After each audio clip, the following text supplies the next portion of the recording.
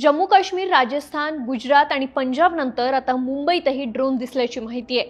मुंबईच्या साकीनाका परिसरात एक संशयास्पद ड्रोन दिसल्याचा दावा स्थानिक नागरिकांनी केलाय। यामुळे मुंबईत एकच खळबळ माजली आहे। मुंबईत पोलिसांच्या नियंत्रण कक्षाला सहार विमानतळ इथून या संदर्भात फोन आला होता। त्यानंतर पोलीस यंत्रणा तात्काळ सतर्क झाली। प्राथमिक माहितीनुसार हजरत तय्यब जलाल मस्जिदच्या वरती हा ड्रोन दिसून आला होता। काही क्षणातच तो ड्रोन साकीनाका झोपडपट्टी परिसराच्या दिशेने गेला। या घटनेनंतर परिसरात भीतीचं वातावरण निर्माण झालंय। सुरक्षेच्या दृष्टिकोनातून साकीनाका पोलीस ठाण्याने तत्काळ कोम्बिंग ऑपरेशन सुरू केलं। पोलीस विविध पथकांसह परिसरात तपास करण्यात आला।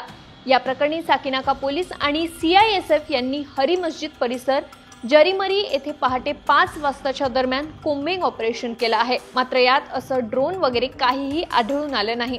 तरी नागरिकांनी पॅनिक होऊ नये असं आवाहन साकीनाका पोलिसांनी केलंय। तर दुसरीकडे पोलिसांकडून सागरी कवच ही व्यापक तटरक्षक मोहीम सुरू करण्यात आली आहे। या उपक्रमाअंतर्गत सागरी गस्त वाढवण्यात आली। तसंच मच्छीमारांना सतर्क राहण्यास आणि बोटींच्या हालचालींवर बारकाईने लक्ष ठेवण्याच्या सूचना देण्यात आल्या आहेत। कोणतीही अनधिकृत व्यक्ती समुद्रमार्गे प्रवेश करू नये यासाठी मच्छीमार बोटींच्या सर्व प्रवेश आणि जाण्याच्या मार्गांवर तपासणी वाढवण्यात आली आहे। या सर्व उपाययोजना सुरक्षेच्या दृष्टीने करण्यात येत आहेत। मुंबईतील प्रसिद्ध सिद्धिविनायक मंदिर प्रशासनाने देखील नव्या मार्गदर्शक सूचना जारी केल्या आहेत। त्यानुसार मंदिरात येणाऱ्या भाविकांना आता गणरायासमोर हार आणि नारळ अर्पण करण्यास मनाई करण्यात आली आहे। भाविकांची सुरक्षा महत्त्वाची असून खबरदारीचा उपाय म्हणून हा निर्णय घेण्यात आल्याचं समजतंय। अशा तणावाच्या परिस्थितीत आपलं घरात राहणं आणि अलर्ट राहणं हेच भारतीय सैन्याला, पोलिसांना आणि प्रशासनाला आपल्याकडून सहकार्य असेल।